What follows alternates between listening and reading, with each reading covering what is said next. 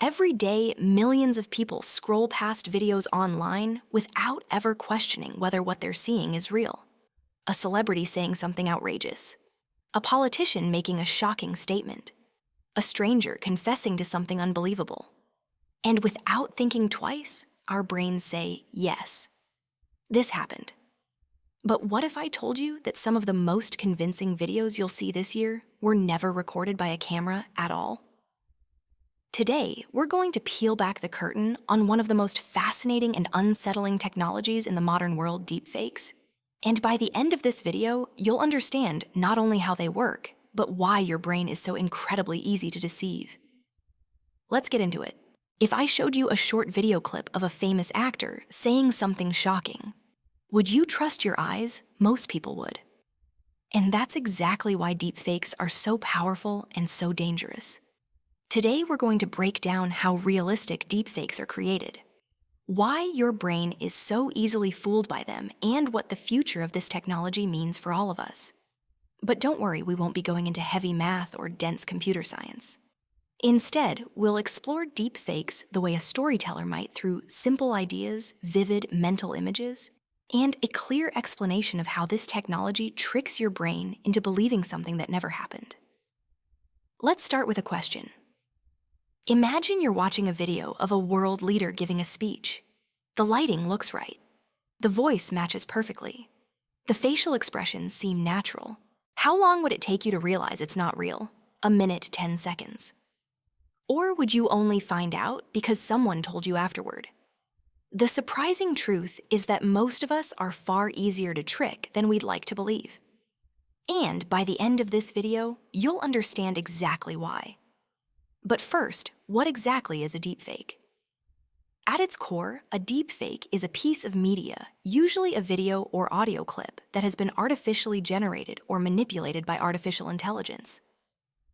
Instead of traditional video editing, deepfakes use neural networks to rebuild a face, replicate a voice, or even generate an entire body movement.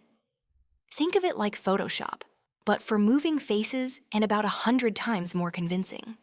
You don't need special effects teams or Hollywood budgets. You only need a computer, a data set of someone's face, and a model trained to imitate them. Now let's peel back the layers to understand how deepfakes are actually made. There are two main technologies you need to know: autoencoders and GANs. Don't worry, we'll make this extremely simple. Autoencoders are neural networks that learn how to compress and decompress faces. Imagine shrinking someone's face into a tiny bottle, and then watching the AI try to pour that face back out exactly as it was. Over time, the AI gets better and better at reconstructing the face. Eventually, it becomes so good at rebuilding facial features, lighting, and movement that it can place that face onto anyone's body. But the real breakthrough behind modern deepfakes comes from something called GANs, short for Generative Adversarial Networks. That may sound intimidating, but the idea is surprisingly easy to visualize. Picture two artists. The first artist is a forger whose job is to create fake faces. The second artist is a detective whose job is to catch forgery. Every time the forger paints a fake face, the detective inspects it. If the detective spots an error, the forger goes back and tries again.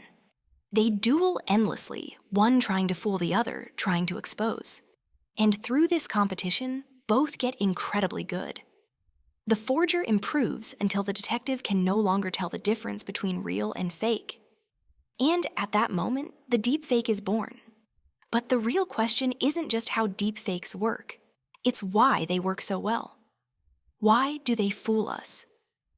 What is happening inside our brains when we look at a face that appears real but isn't? This is where things get fascinating. Because deepfakes don't just trick your eyes. They exploit the shortcuts your brain uses to survive. Let's explore some of those shortcuts. First, your brain is obsessed with faces. Evolution made us experts at reading expressions, detecting emotions, and interpreting micro-movements.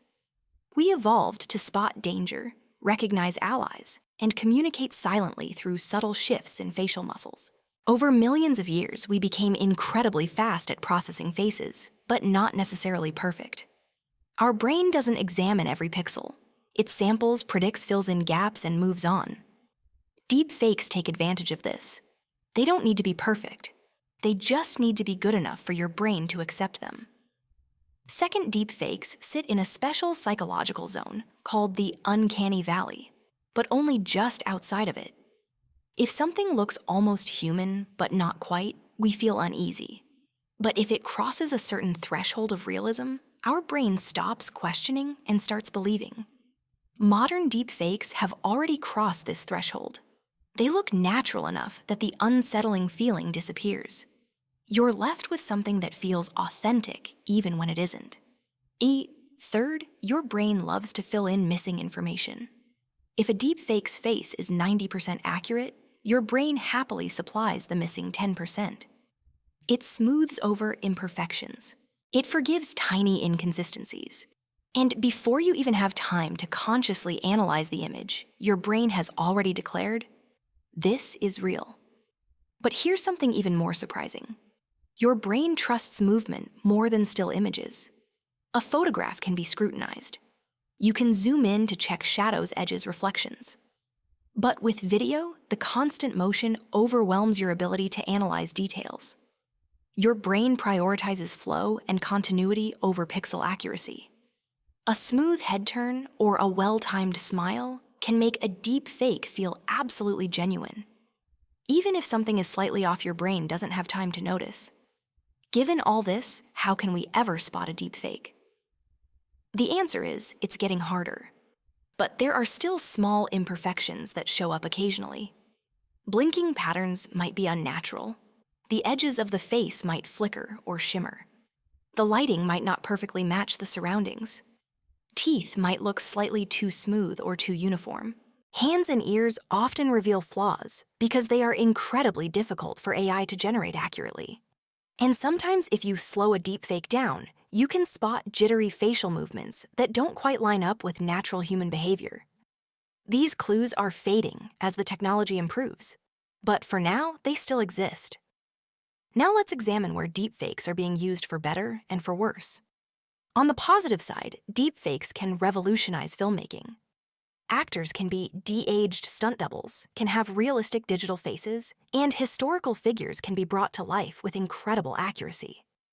Deepfakes are also used in gaming, virtual assistants, personalized avatars, and even in helping people who lost their voice due to illness. In these cases, deepfakes are a creative tool, a way to enhance storytelling, improve accessibility, and expand digital expression. But there's also a darker side. Deepfakes are already being used for misinformation, political manipulation, impersonation scams, and non-consensual explicit content. A single fabricated video can change public opinion, damage reputations, or even spark conflicts. And because deepfakes are becoming more convincing, the old rule of seeing is believing no longer works. In a world where any video can be faked, our trust in authentic footage becomes fragile. We enter a strange reality where both real videos and fake videos can be questioned. This creates a problem researchers call the liar's dividend, when liars claim real evidence is fake and people believe them. In other words, the existence of deep fakes makes truth harder to defend. So, where is this technology going? The future of deep fakes is both exciting and unsettling. Real-time deepfakes are already possible, meaning someone could impersonate another person live on a call. AI-generated voices can already match tone, emotion, and style with eerie precision. Soon, deepfake avatars may appear in AR glasses, virtual meetings, or entire digital environments. And at the same time, AI systems designed to detect deepfakes are improving too, creating a kind of technological arms race, one side generating the other side detecting. It's the forger versus detective duel all over again, but at a global scale. But let's return to the most important idea of all. Deepfakes succeed because they exploit human perception. They mimic the subtle cues we rely on without even realizing it. The way a smile forms the timing of a blink, the tilt of a head, the softness of a voice. Deepfakes are not magic, and they're not perfect. They are simply very good at copying the patterns our brains trust. And understanding these patterns is the first step toward protecting ourselves. So the next time you watch a video online, remember this. Not everything that looks real is real. Not every voice you hear belongs to the person speaking. In a world where AI can fabricate convincing human behavior, skepticism becomes a survival skill. But knowledge is power. And by understanding how deepfakes work and why they fool your brain, you're already ahead of the curve. Thanks for watching. If you enjoyed this deep dive and want more clear, simple explanations of complex topics, stick around for the next episode. There are many more mysteries in technology science and the human mind waiting to be explored. Deepfakes are more than just clever tricks or internet curiosities. They're a reminder that in a world overflowing with digital content, our senses are no longer perfect guides to the truth. But knowledge changes everything. When you understand how deepfakes are built, how they exploit your brain's shortcuts, and how quickly they're evolving, you become far harder to fool. If you enjoyed this explanation and want more clear, simple breakdowns of complex ideas, make sure to stay around for future episodes. There's a lot more to explore, and together, we'll keep uncovering how this strange new digital world really works. Thanks for watching, and I'll see you in the next one.